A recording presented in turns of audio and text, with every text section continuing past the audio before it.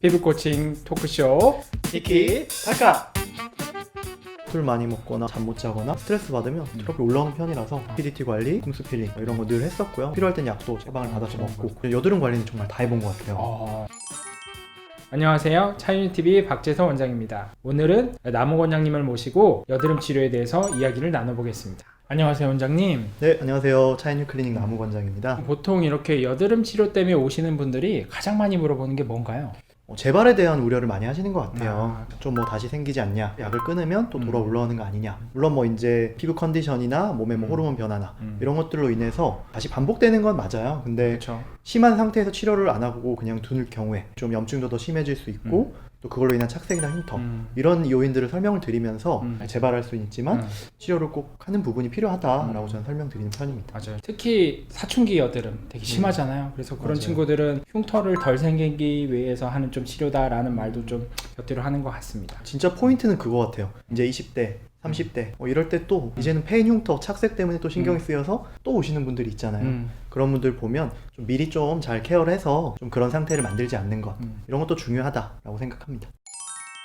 이게 아무래도 저희가 이제 진료보는 목적 중에 하나가 약을 처방하는 거잖아요. 피부과 약은 독하다. 저는 약 안 먹을래요. 손살이 치신 분들이 너무 많아가지고 좀 어떠신 것 같아요? 그래서 사실 저도 그런 고민을 많이 해요. 환자분들이 늘 독하다, 뭐 세다, 뭐 몸에 안 좋다.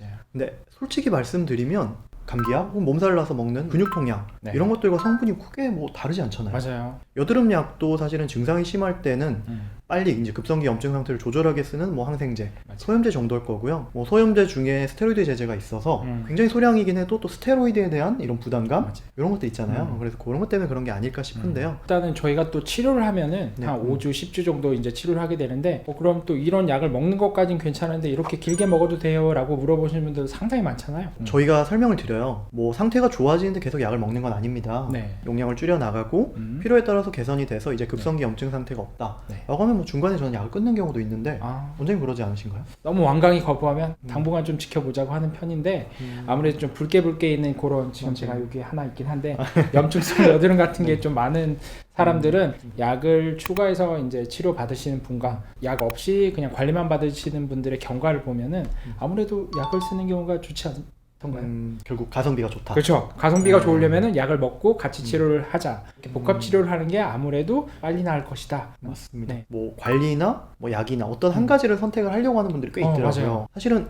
각각이 타겟팅을 하는 필요로 하는 것들이 다르기 때문에 뭐 약으로는 급성기 염증을 조절하는 거라고 말씀을 드렸잖아요. 관리는 이제 진행이 될 것 같은 것들을 좀 제거해 준다라고 생각을 하면 맞을 것 같아요. 그래서 처음에 시작은 좁쌀 여드름이거든요.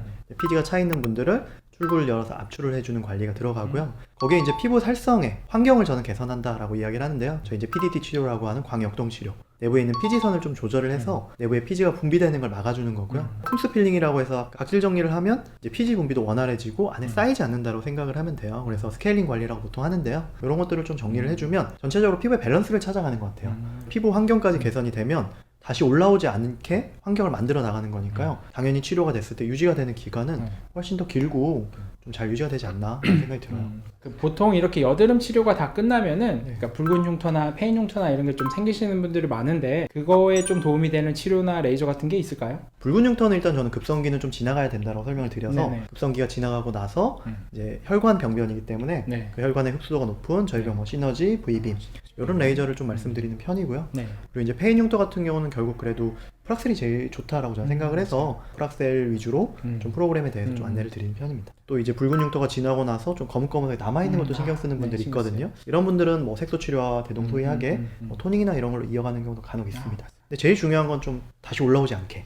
제발. 네, 이러면 또 고생입니다 라고 저는 설명을 드려요. 맞아요. 그래서 조금 컨디션이 좀 떨어지고 좀 트러블이 올라온다 싶으면 저는 한두 번 치료를 권해드리긴 해요. 그래도 예전하고 다르게 그냥 한두 번만 관리를 하고 치료하면은 네. 금방 돌아오긴 하더라고요. 저도 그래서 중간중간 그렇게 좀 하는 편입니다. 압출하시는 분들이 많은데 이렇게 압출하는 게 좋을까요? 스스로 하는 압출. 네. 혹시 저도 뭐가 나면 짜고 싶다는 저도 모르게 생각이 이렇게 들어요. 만지고 있어요. 맞아요. 그걸 이렇게 짜내면 치즈처럼 쫙 짜냈을 때 그 쾌감. 저는 좀 제 취향은 아닌 것 같아요. 네.